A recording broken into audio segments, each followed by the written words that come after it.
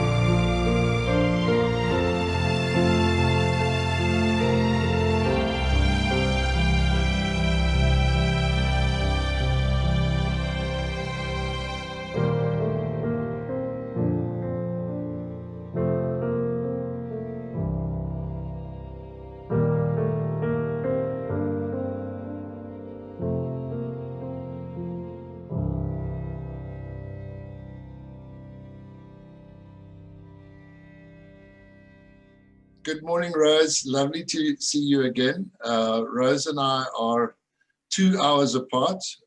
It's late in the morning here in Cape Town, and it's slightly earlier in the morning in Devon, where Rose is based in the UK. And Rose participated in in fact, the first RWS intake, being married to a BSAP man, and as such, she has some valuable insights into the role that women played in the Rhodesian War. And she gave her first talk a while back, which proved to be very popular, and by popular demand, she's now back for a second talk. So welcome, Rose. Thank you, John. Okay. Thank you. I notice you're wearing your mess jacket there. It's absolutely awesome that it still fits you. I'm sure if I had a mess jacket, it wouldn't fit me anymore.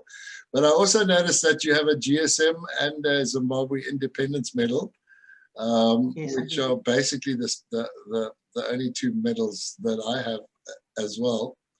And for in case my viewers are interested, I'm wearing a camouflage T-shirt, which was kindly donated by Rhodesian Brushstroke, who are a big fan and supporter of our channel. And if you want to buy excellent Rhodesian camo, you can look them up on Facebook. Anyway, thanks, Rose. I thought I'd just mention that I recognize that mess jacket there. Oh yes, it still fits, but I haven't eaten for a week, so that's probably why it fits. Yeah, getting back to the lighter side of the war, I don't want to go away from the devastation and the horrors that any war creates, but I would like to concentrate more on my memories of serving. And I was very fortunate in that I did service with the BSAP as a permanent wife of member post, with a police reserve involved in their training. Worked at 1 INDEP, 4 INDEP, 1 Brigade Battle School, Shore Barracks Depot RAR. All the Army units that I served under were under the command of Brigadier Mike Shute at 1 Brigade. So I have, I believe, a very good insight into the security forces. Can't say enough good about any of them. And I often refer to the Rhodesian War as an intimate war, for the sole reason is that there were so many different units that were involved in it, from national service, territorial, permanent force. And we integrated, no matter what the background of the people were, we were all together and fighting for a common cause. So that's where the intimacy, when I refer to the intimate war of Rhodesia, comes into it. Right. At the beginning, I remember as a teenager in Harare, Salisbury, national service was 4.5 months. Then it was increased to 6 months. Then it was 9 months. And I think at the last increase, it was 12 months.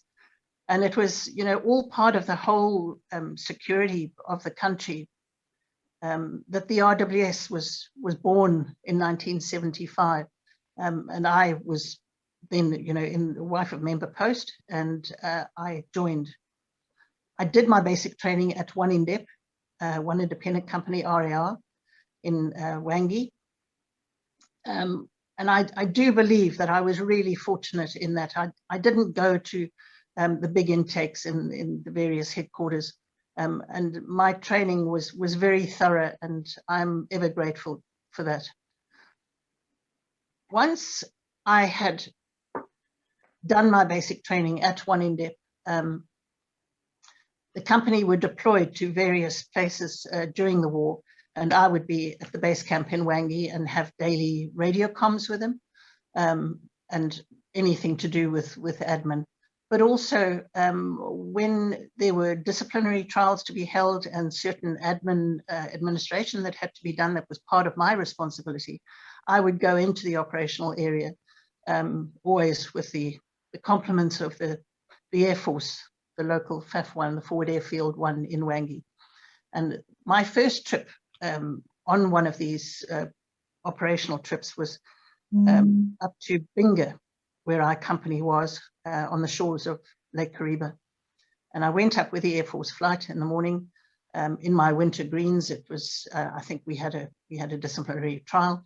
The RWS winter greens were extremely smart. It was the British racing green, the bottle green blazer with a shirt, tie, and heels, and of course your dark hose. I think it's called tartan green, I think. Is it? Yeah. Oh. It's exactly the same color as the Royal Marines beret. It's a tartan. Oh, right. Okay. Anyway, so yeah, I took the flight up to Binga. I think I mentioned in my first talk, I'm not the best person in the air, and I had a horrific experience with flying down to 1 Brigade soon after I joined the Army, where I was as green as they came and very sick after a hell of a party the night before. Anyway, this was a very short flight from Wangi up to Binga. I was met by Unimog 25, as we used to call them, and the duty driver. Not an easy task climbing up into one of those trucks in a skirt, but I managed. We got there and I was driven to the base camp. As I was trying to get out of, disembark this wonderful Army vehicle, my heel caught on the edge of the footplate, and I went head first out of this Unimog. It must be a good 4-foot drop. Well, the driver, yeah, it's very funny in retrospect, but the driver, in his chivalrous manner, I don't think he knew what to do, because there was this female with her skirt above her head sort of thing. Anyway, I was just too embarrassed to notice anything else but to get myself up, and I could hear the giggles around the other side of the truck with the other troops, but they never presented themselves. I never saw them, fortunate for them. So that was my first insight of a bush trip. While I was serving with the 1 Brigade Battle School in Escudini under the late Major Dave Drake, National Service territorial troops used to come there for their training prior to deployment. There was huge competition between the troops, who was the best, and they would do anything to prove that they were the best. One such territorial major who was top of the list, he was very, very professional, was a Major Butty York, who was a farmer in the area, and he took pride in his troops and the discipline of his troops and the capabilities of his troops. And Major Drake called me in one morning and said to me that they wanted to take the wind out of his sails a little bit, and would I act as a decoy for an ambush for Major York? And I said, yeah, of course. So I had to go have civilians on, and I was going to be the damsel in distress, a broken down vehicle on a dirt road in the Escudini area. There had been terrorist activity in the nearby area. One day when Major York was out with his troops. So the day was arranged. There was an opposing group of platoon guys who were in competition to Major York, who wanted the top position. And I went out on the road, got out my car, put the bonnet up, and I could see and hear Major York's convoy of vehicles coming down the Escudini hills, dust for Africa. And sure enough, when they got to me, they all came to my aid immediately, of course, unsuspecting they were ambushed by this other troop that were lying in wait for them.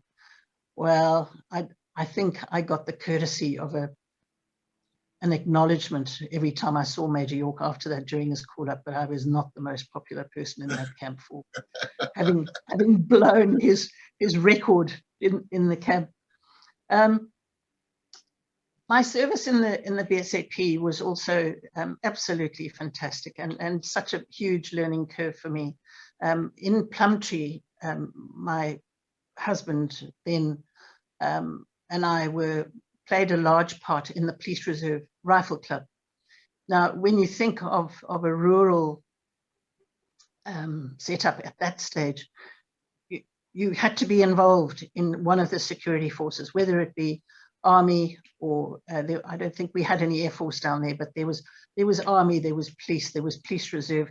We even had a contingent of the South African police there. And this Police Reserve Rifle Club was a good morale booster, because all the guys were competitive, and they used to come along, and we used to have a jolly good shoot and a big social, and it was fun. And one such day, you picture the rifle range was probably built on one of the farmers' lands. The butts were all created by people in the know. And a big shelter, which was used for prize giving. We always had prizes after the shoots, and a social.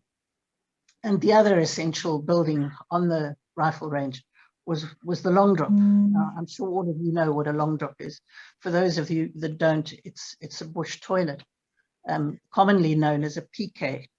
And PK stands for, in the vernacular, Pickanin Kaya.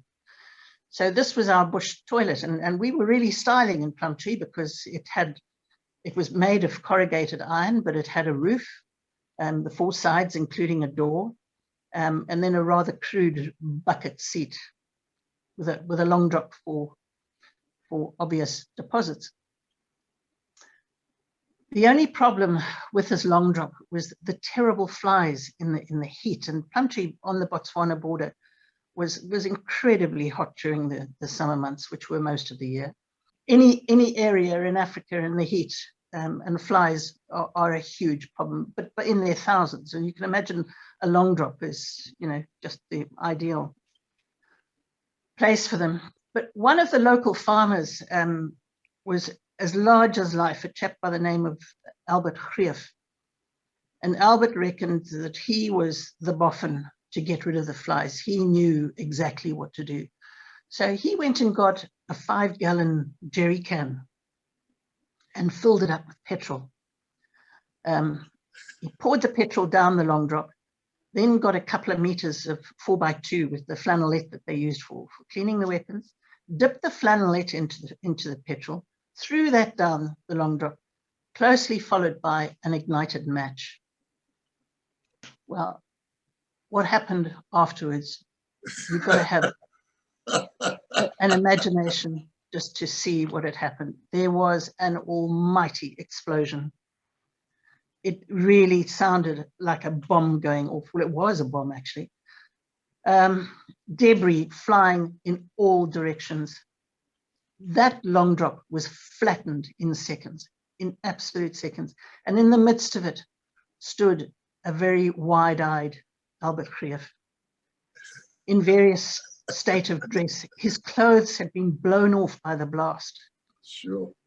You know, I mean, it really was something else. But if you picture it from a humorous side of it, he had solved the problem of the flies in the long drop. There were none.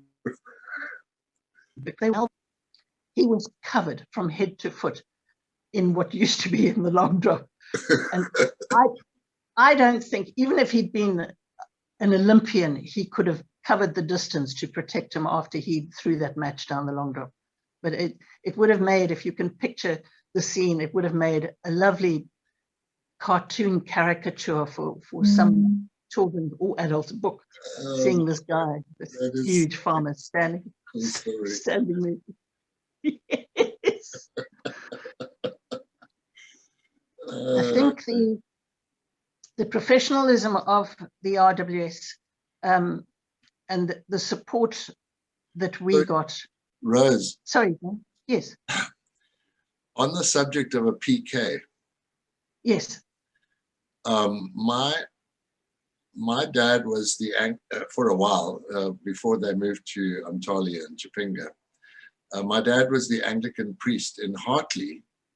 Yeah, I was at that school as well. Yeah, where our local MP was PK van der Bijl, or van der Bijl, or I think he pronounced it van der Bijl, yeah.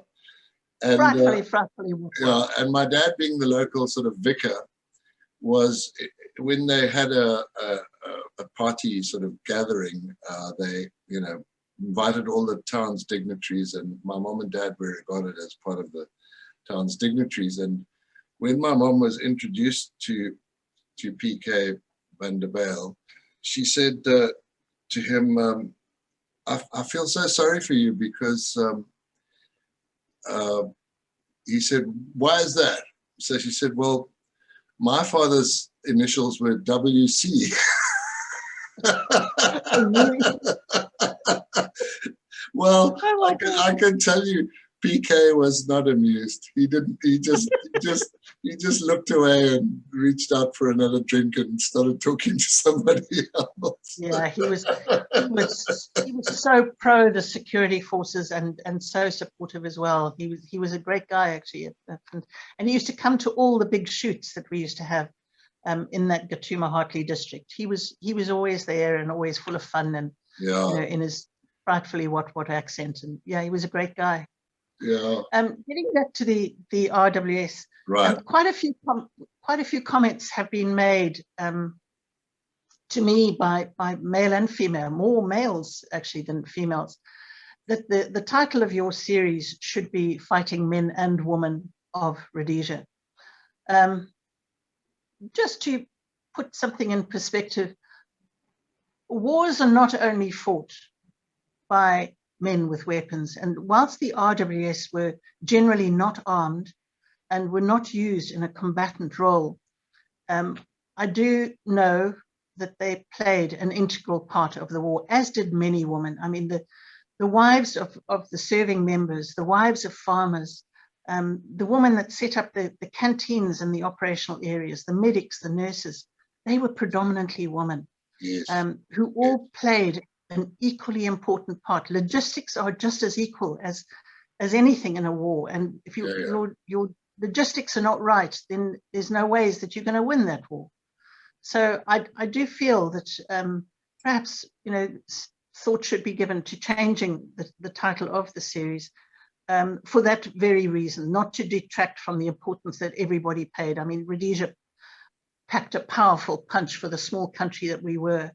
But I think, you know, recognition should be made of the part played by, certainly by the RWS and many other women.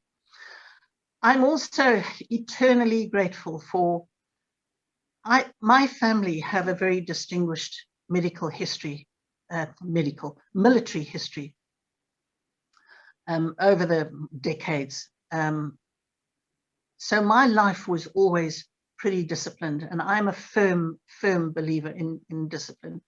If discipline played a more important part in many countries today, including the UK, we wouldn't have the problems that we do with a lot of the people who have no discipline.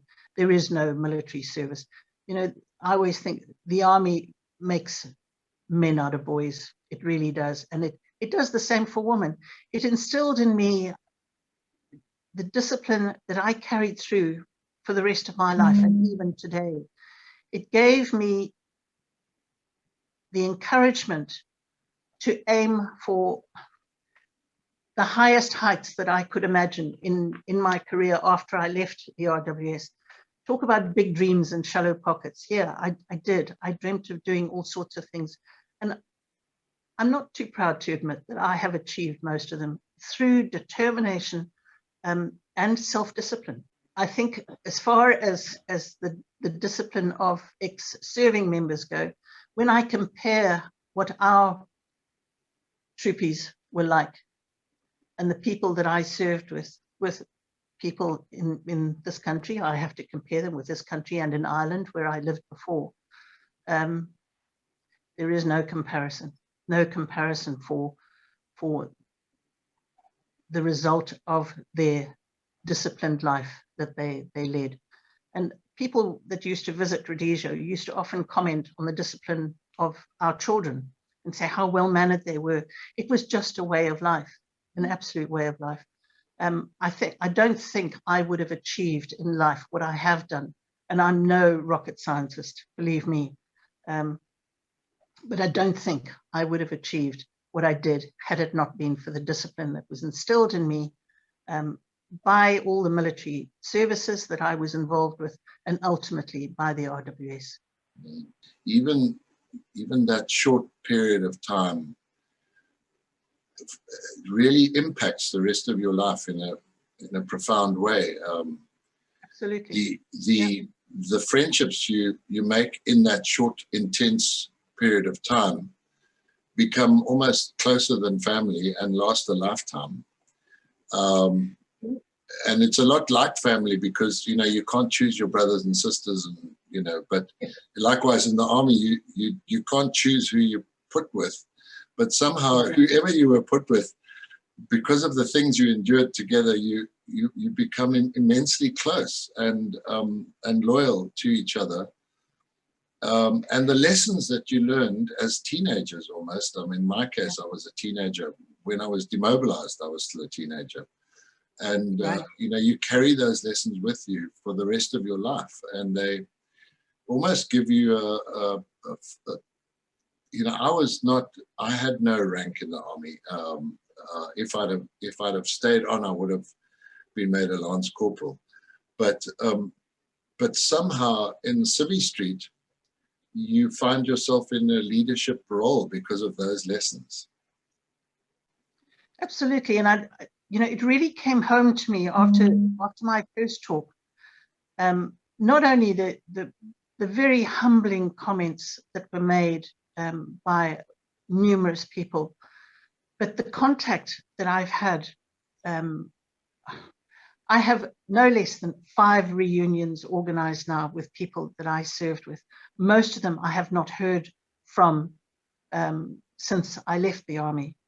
And we will get together, and we've had email and telephone calls, and it's just been absolutely fantastic. And as I said, you know, if everybody carries on supporting this series,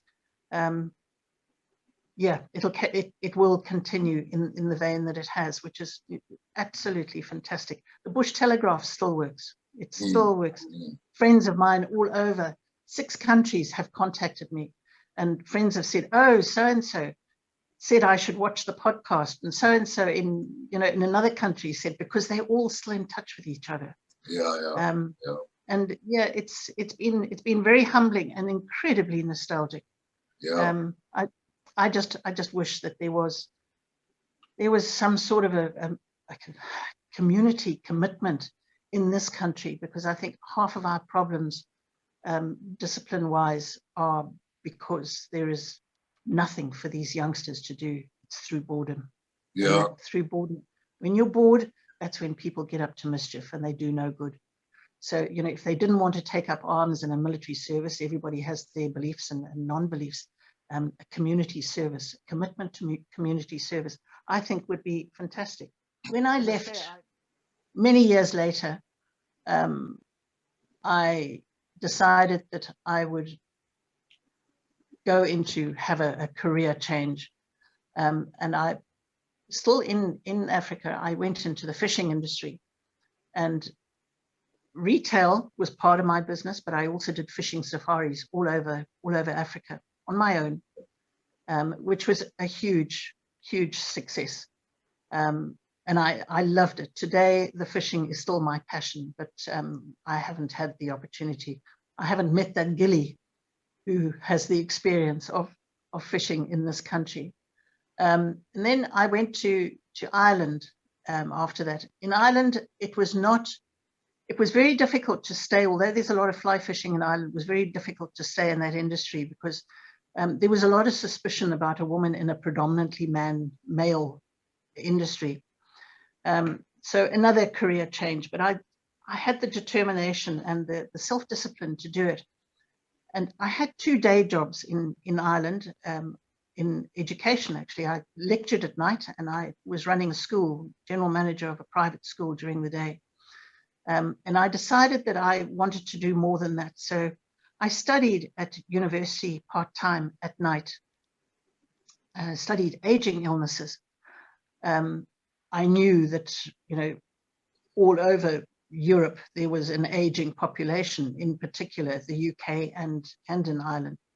And I wanted to be part of that. So I studied these aging illnesses and specialized in end-of-life care and rehabilitation for stroke and cardiac victims. This gave me, and it was not easy. I don't know how I did it, because it was 7 nights, 7 days a week. But I did it with that determination to set myself high goals and the courage to achieve those goals. And once I qualified, I went into private practice. And whilst I still do backup for a big agency in London, I do mainly a one-on-one private care, putting all my skills to the fore for the people that need it. And I love it. I'm past the pensionable age, but I don't think, as long as I'm physically fit, I will never stop doing it, because people say it must be pretty miserable doing what you do, especially end-of-life care. You know what? It's not, because it is so rewarding to see the change in people and the happiness and the sense of purpose in life that you can give them. Doesn't matter how long they've got left, just to make the last of what they do the best that you can. Excellent. Okay. But I think that's about it, John. Yeah. Okay, Rose. Thank you so much. No, thank you. Thank you. It's been nostalgic, and I've been in touch with so many people as a result of this, and people have been so kind and so humbling. Unbelievable.